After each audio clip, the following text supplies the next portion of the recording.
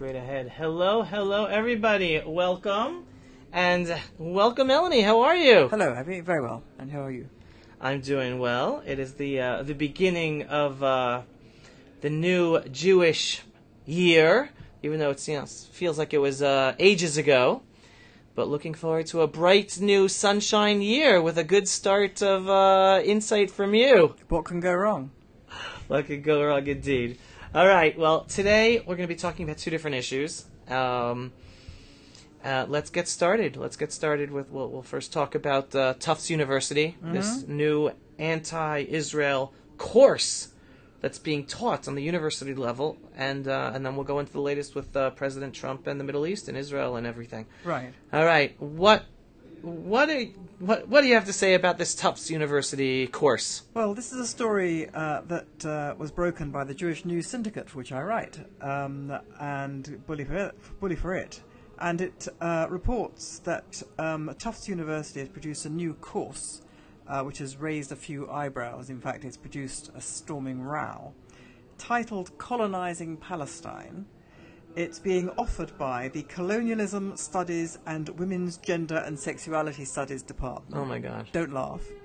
And will explore the history and culture of modern Palestine and the centrality of colonialism in the making of this contested and symbolically potent territory. In other words, it is an entire course devoted to the libeling Israel with the falsehood that the Jews colonized their own country. They colonized Palestine.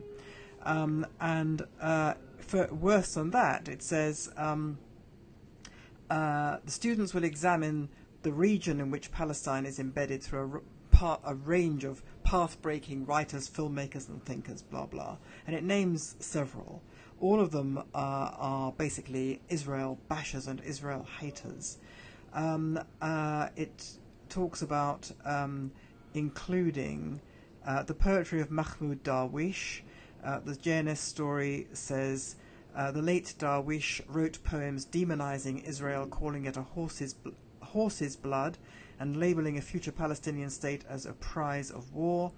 Somebody called Naomi Nye, compared the 2014 riots in Ferguson, Ferguson in America, to Jerusalem, a no man's land that separated people designated by barbed wire. Worse still, her poetry calls for violence against Israel, saying, quote, "Let's be the same wound if we must bleed. Let's fight side by side. Even if the enemy is ourselves, I am yours, you are mine." And then another person called Suhair Hamad, who's also on the course, wrote in the aftermath of the September 11th attacks, "I do not know how bad a life has to break in order to kill. I have never been so angry as to want to control a gun over a pen, even as a woman, as a Palestinian, as a broken human being." You get the general idea. So this is an entire course devoted to promulgating hatred on the basis of a monstrous falsehood that Israel is a colonizing state, that it occupied the people, a land which was the rightful land of another people, the Palestinians, where it is brutalizing them. And this, of course, is a very familiar trope among Israel bashers and anti-Semites on the left across the world. But here you have an entire university course devoted to promulgating this. And the issue is, what is Tufts University doing having such a course? And, of course, the argument in favour of it is, well, it's freedom of expression. A university should be able to put forward a range of views and they should be contested. And I absolutely agree with that. But at the same time, a university stops being a university if it is promulgating fairy tales, if it's promulgating malicious fairy tales, if it's promulgating libelous, malicious fairy tales that act as incitement to murder and to hate and to murder. And then a university stops being a university. So, people should really consider whether Tufts University is entitled to consider itself a university if it's producing this kind of stuff.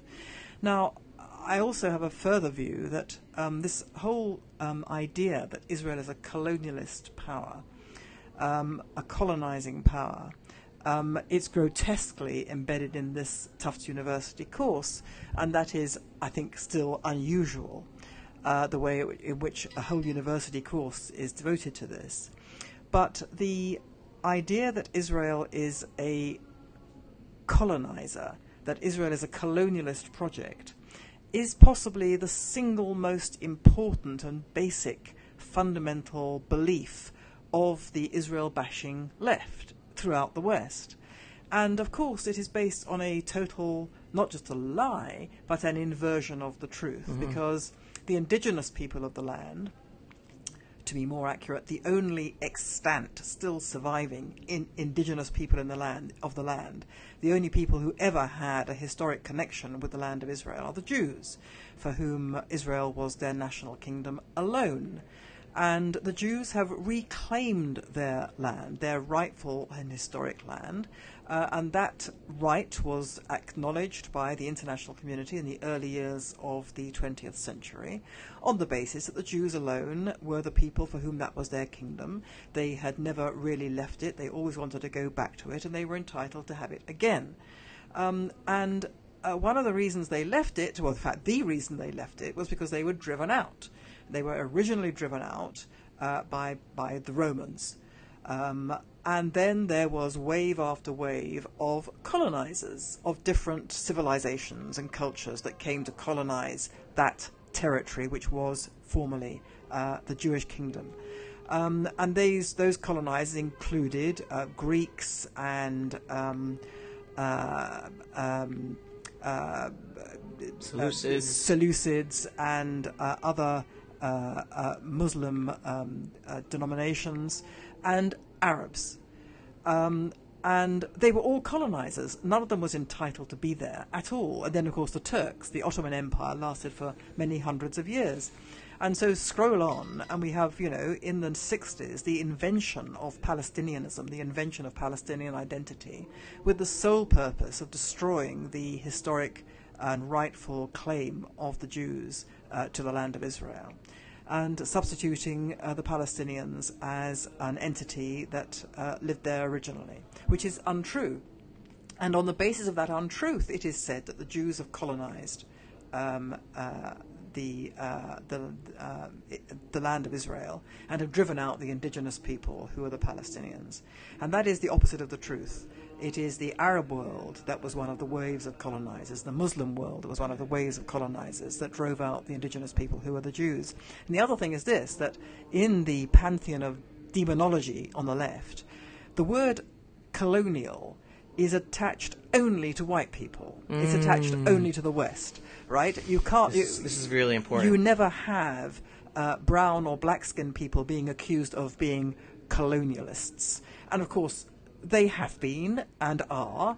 Empires were never simply run by white people, but it's only white people who are accused of being imperialists, colonialists, occupiers, and all the rest of it. And on that basis, you see, the left thinks that the Jews are occupiers and are colonialists because they think that the Jews of Israel, they think that Israel is a white Western country. Now, in many ways, it is Western, but the idea that it's a white Western country is simply untrue. Something like, 70% of the population are brown-skinned or dark-skinned. Most Jews are dark-skinned. Right. Most of the, around just over half, I think, of the Jewish population of Israel comes from the Middle East. They come from what were Jewish communities in Arab lands. Right. And we're not white. We're Jews, which is a unique cultural construct. That's also true. But the fact is that by any definition, the vast majority of people in Israel are not white. The majority of Jews are not white. Right. And it's absolutely not Western. It's a Middle Eastern country. And the vast majority of people living in Israel come from the Middle East. So by the left's own definition of colonialism being a white Western crime, Israel is completely innocent. Israel is a country in the developing world. Israel is a Middle Eastern country. Right. Israel is not white. It is brown-skinned. largely. And, the white Europeans are very much a minority. Right. So by any definition, it's a lie. And on the basis of this lie, you have this obscenity at Tufts University masquerading as academic scholarship, which is in fact simply the promulgation of hatred. And as I say, incitement to violence and murder, in my view. But beyond that, you have this myth of colonialism, which has been turned into a libel against the State of Israel, based on a falsehood which is believed by virtually everybody. So I've said I wrote a piece in the Jerusalem Post this last week, in which I said that the demonization of Israel rests on the hijack of language, in which a whole number of concepts have been turned into their opposite. Right. And in my view, we should all talk about, when we talk about the Palestinians, and I would always put that in inverted commas anyway, wherever I can, right. But we should talk about Palestinian colonialists, the Palestinian colonizers, the Arab colonizers, because that's what they are. And you have to kind of reframe, we have to reclaim the language to serve truthfulness again, rather than we have to reclaim it from its hijackers who have subverted language and turned it into a lie. Right. I mean, I like when talking about this issue and calling out the lie of Jews, Israel as the colonizers and the occupiers. I like using one picture to blow that lie out of the water. I'm like, people, and I'd show this to the professors of those courses, other students. Look at the picture of the Temple Mount with the Dome of the Rock on top. Which is on top? The Dome of the Rock is on top of the Temple Mount. Who is here first, and who built on top of the existing first indigenous population? Of course. It's layer upon layer, and the people who are supporting all those layers are the Jews. And we can see this through the sort of the excavations of the different strata of occupation and colonization. But the Jews are there. They were there. Right at the start. They were the people for whom this was their national kingdom alone. And of course, that history is denied in its entirety by the Arab world, which does not accept that the Jews were there at all. Right. And correct me if I'm wrong. My fear about this Tufts University course is I do not believe I am naive to think that Tufts University is going to be canceling it. And following the trend of the growth of anti-Israel, anti-Semitic sentiment and false narratives spreading on American college campuses, that Tufts University might be the first of a number of U.S. campuses to start instituting such courses. Am I wrong to have that fear? I think I share your fear. I think it's all too likely, especially given the absurdity of some of these courses by any definition. The fact that some of these courses, like gender and all the rest of it, they're not academic courses at all. This is a complete farce. They are courses devoted to the prosecution of group rights, the promulgation of group rights, and the promulgation of identity politics. They are ideological vehicles for the production of a set of narratives which demonize a whole set of other people, lots of other different sets of people. So, in my view, the university has been well and truly hijacked, quite apart from the Israel thing, for some years, and everyone's just gone along with this, and everyone pretends that these are genuine university courses. They are not. Right. And I think that the Israel dimension to this is very much part of that, the corruption of truth and the corruption of knowledge and the corruption of scholarship, and the not just the collapse of the university, but more the turning of the university, which was or is or should be the crucible of knowledge and enlightenment and the free play of ideas and debate based on reason, into the opposite. They're crucibles of unreason, of hatred, and denial of evidence, denial of rationality. They've turned into something which denies what they are. And that's what's got to be addressed. I'd love to hear your feedback about this story. I had a discussion recently with a college professor, and he had a time away from his campus, research, sabbatical, whatever, and he went back to campus just a few months ago. And I guess they made some changes, because he asked someone while walking around, "Where is the men's bathroom?" And he said he was stared at like he was an alien. And then he had a follow-up question. He goes, "Oh, are all the bathrooms now unisex?" And he was stared at as if he was a bigger alien. And people were upset at him for even asking the question on a college campus where it's supposed to be free thought, free speech, etc., etc. Yeah, it's very hard to see where this lunacy will actually end and what will end it. It's a very, very troubling situation. So, the troubling attitudes towards Israel have to be set in that context. They don't stand alone. They're part of a general repudiation of reason, of conscience, of decency, of morality, of the idea of truth, of academic rigor, all of that, which has consumed large parts of the West. So I have to have this one follow-up question on this specific point, and then I want to go back to a follow-up question on the whole colonial misuse of and hijacking of language. Considering that it's today's generation who are now growing up in this university environment in the Western world, definitely America, I imagine some Western European countries are similar, these are the future leaders. Just within the next generation, 20, 30 years. These will be the senators and congressmen in America, leaders of corporations that will be dictating policy. What does that say for the potential future of these Western countries? Nothing good.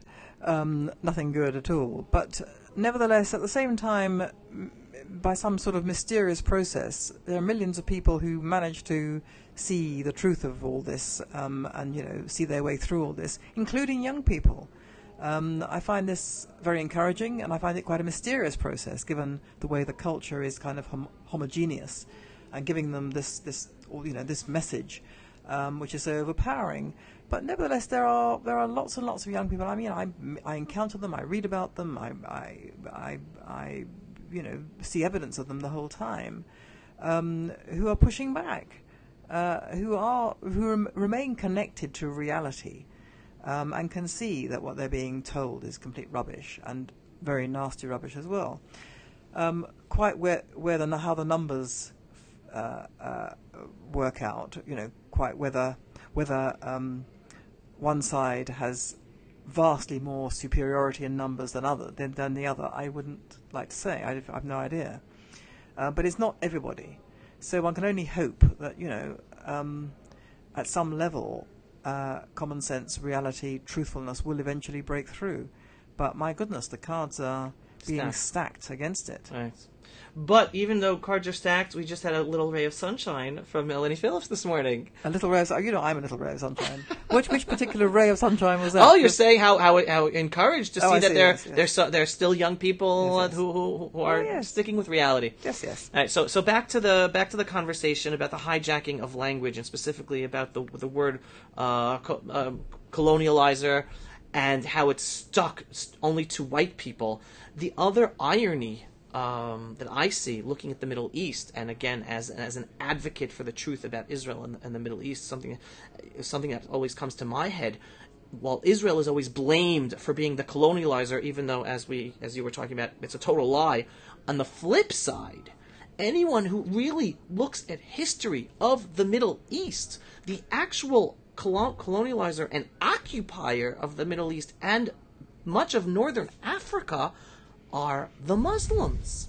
They started in Saudi Arabia, and by conquest, by the sword, because that's what Islam's all about, one country after another. The ethnic indigenous populations, including vast majority of Christianity, of ancient Christianity, and the other ethnic populations in the area, were colonialized and occupied by a growing Muslim population, and that is not dealt with. Here, the whole discussion has been changed. Yeah, well, Islam is a colonialist project. Islam teaches that everything that's not Islam is basically evil and has to be, obliterated and has to be brought under the aegis of Islam. And over history, that's what Islam did. It conquered, it marched into places and conquered them. And then, according to its own precepts, they became Islamic for all time. That's one of the reasons why the Islamic world cannot accept the State of Israel, because having conquered it, it becomes Islamic under Islamic doctrine. And for Europeans, also Spain and any other European countries that at once were under. That's right. So it is an imperial colonialist project par excellence. But of course it's not seen like that, because of course the only colonialists are white, according to progressive opinion. Right. All right, this is a fascinating conversation, really, really important. Anyone who's not yet familiar, please further delve into these issues. This is really, really critical information that Melanie is sharing with us today. All right, let's move away from the university issue and now to President Donald Trump's latest decisions, which, as I have seen them, and I think you'd agree, finally a foreign policy based on reality. Mm-hmm. Looking at the situation here, looking at a representative of the Palestinian Arabs who consistently say no to peace, to every peace deal. They've consistently said no to sit down, to even sit at the table and talk to the President Trump and his administration about potential peace plans, constantly saying no. So President Trump finally says, okay, I'm holding back money from you. I'm not going to give you money. One, you're not coming to the peace table. Two, you fund terrorists sitting in jails. I'm not going to give U.S. taxpayer money anymore. America first. I'm looking at America's money. This money is not being used correctly. Cutting down the number of refugees in UNRWA, a bloated number, because the actual number is close to around 30,000 that actually are refugees back from 1948. Not 5 million, as they like to say. All these changes, reality-based, to try to force something. We have no clue. I know while you are supportive of the reasoning behind this, you're also apprehensive. Can you go into your thinking? Yeah, I mean, there are two elements to what I'm reading about President Trump's initiative with the Palestinians. One is defunding UNRWA to the tune of what I read is $200 million, which is a very considerable part of its budget.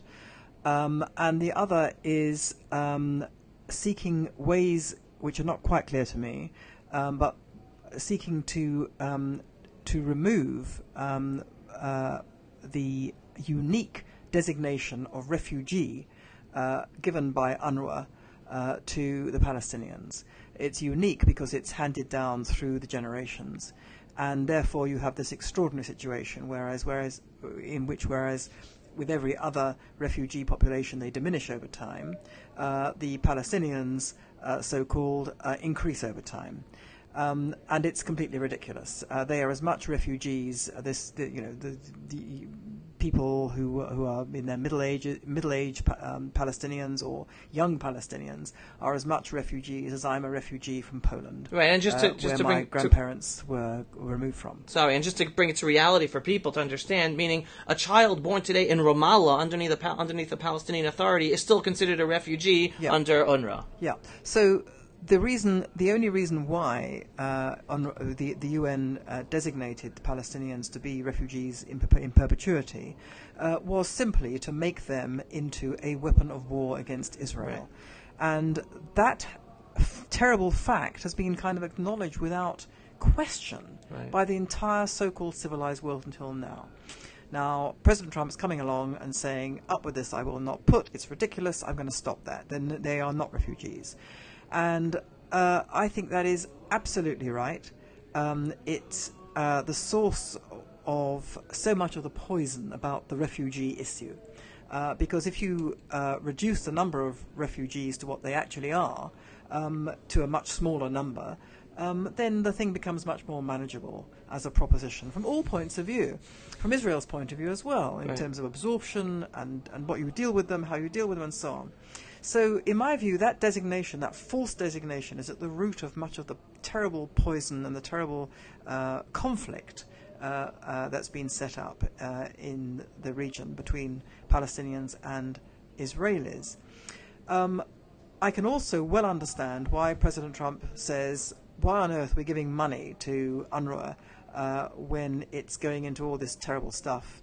It's basically funding hatred. It's funding violence. Whatever UNRWA says, it's going into humanitarian things. You can't divide the humanitarian from the violence. It's basically what the Americans are saying. And if we're going to give money to the Palestinians, you'd rather give it to their representatives in the Palestinian Authority. That's all absolutely correct.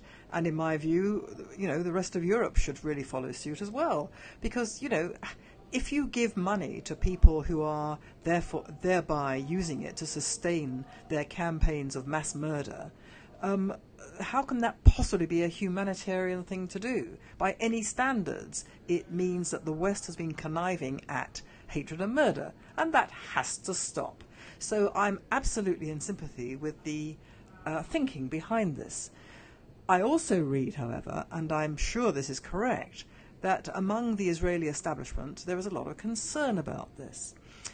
Because the Israelis have always thought that if you actually really do starve the Palestinians or cause them not to have any jobs, you withdraw funding from Gaza, then you will create a terror problem infinitely greater than we have already. That's what the Israelis have always thought.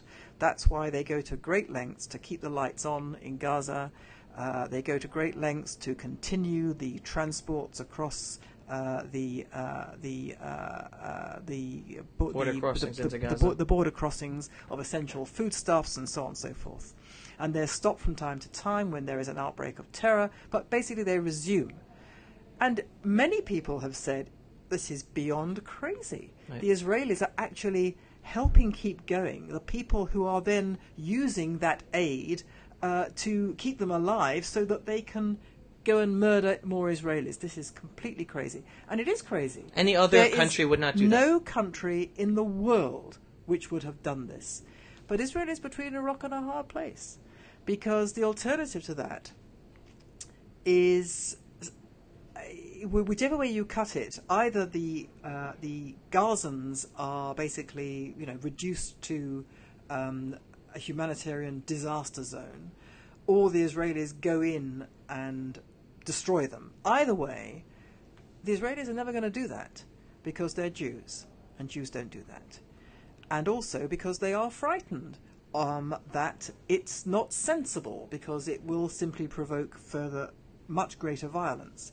Now, I'm very aware that that view is considered to be a kind of surrender mentality among some of the highest echelons of the Israeli military, and as well as their politicians.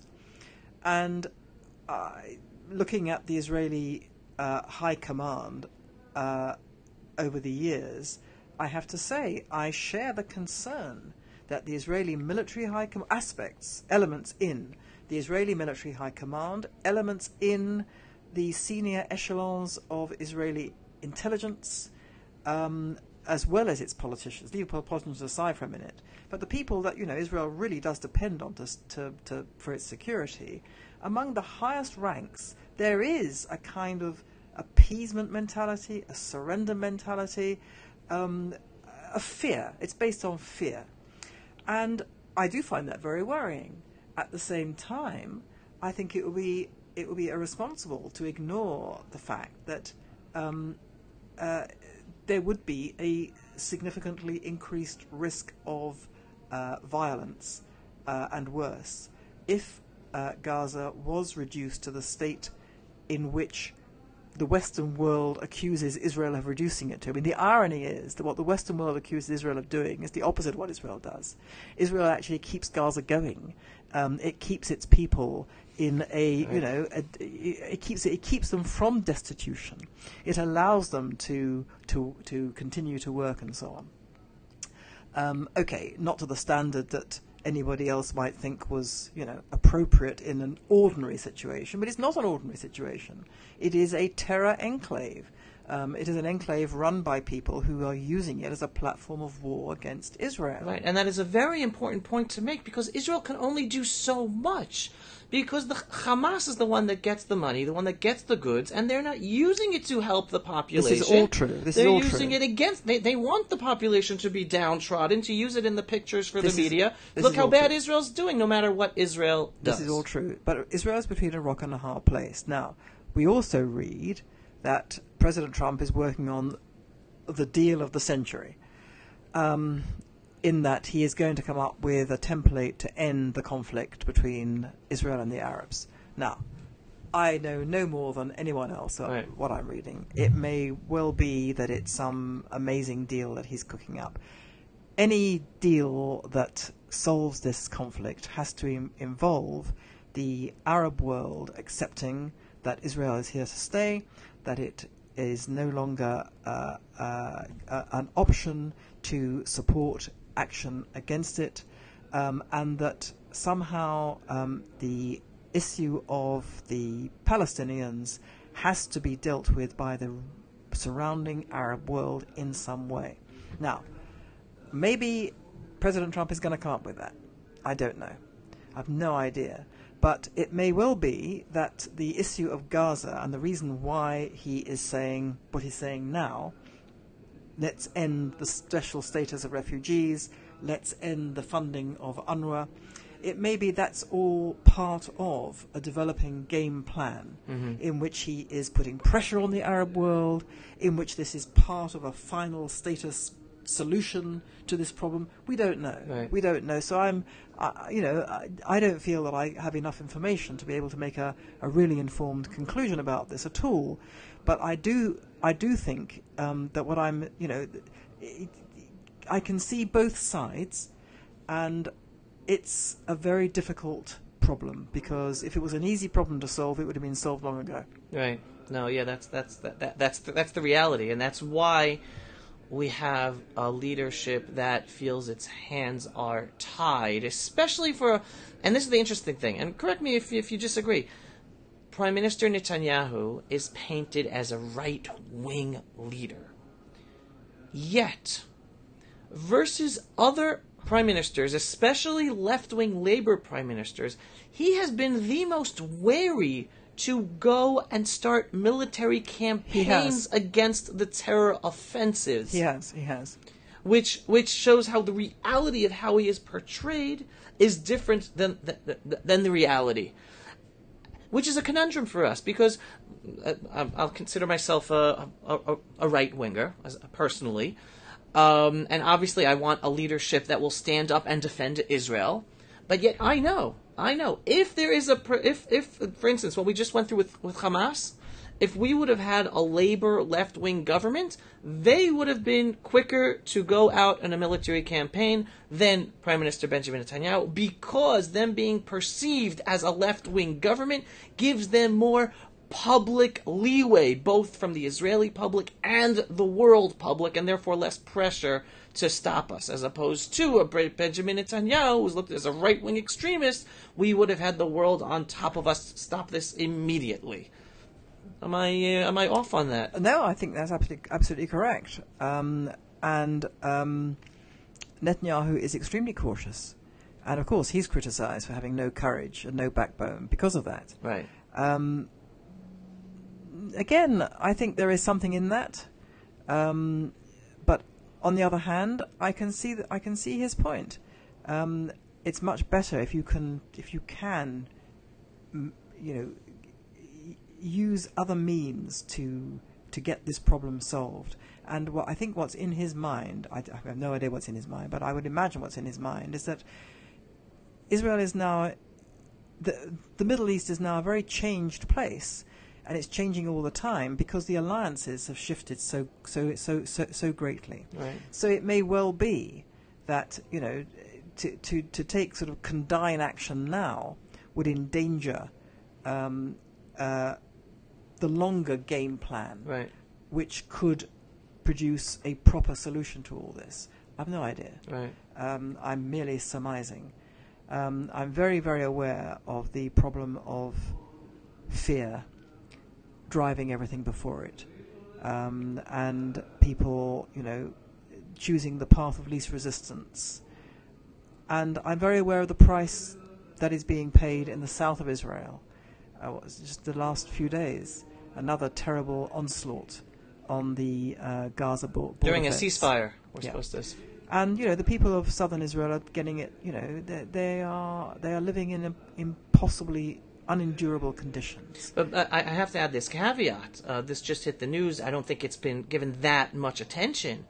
But another perspective on why people like myself wish the Netanyahu government would have a harsher hand at having stopped that terror from Gaza into southern Israel is because now, just over the weekend, on Friday, we had a balloon with an incendiary device attached to it flown and land into a neighborhood of our community of Efrat in the Judean hills. Meaning, because Israel did not have a heavy hand in stopping the latest form of terror on the Gaza border, we have now taught. That balloon came from where? It came from an Arab village or town. Where we look into Bethlehem, so it could be from one of the neighboring villages. But they've now learned that Israel is not doing what's necessary to stop and shoot and kill those who put those balloons in the air and are organizing it, or the leaders who are allowing it to happen. Yeah. And now they can use it anywhere. Yeah. Well, I agree. I've been looking at what's being not happening on the Gaza border with amazement. For precisely that reason, and I can only assume that the Israelis really do not want to go in again big time into Gaza, because that means they will be there for a long time, and they don't want that. They do not want that. So, I mean, this is an impossible situation. You can cut it either way, but either way, it's awful. Right. Either way. Right. And so there has to be a bigger approach to end this once and for all. So, I don't know, maybe the Trump peace plan deal of the century will turn out to be just like all the others, i.e., a nothing burger, as they say in your old country. Right. But it may well be, that circumstances have now changed. So much has turned in the last several decades, going through various presidents, on the understanding by the general Arab world that there's a kind of line beyond which America will not go. It's not really that interested. It's interested up to a point, but it's not really invested in this. Even the most pro-Israel presidents, they weren't really invested in it. Right. And, so many of them got it wrong. I mean, Bush got it completely wrong. Bush the younger got it wrong. Right. Bush the father was terrible. Right. Bush the younger was supportive, got it wrong. Bush the father was terrible. Clinton got it wrong. I mean, so the Arab world kind of has always relied on that. Right. Okay, now it can't. Right. Now it can't.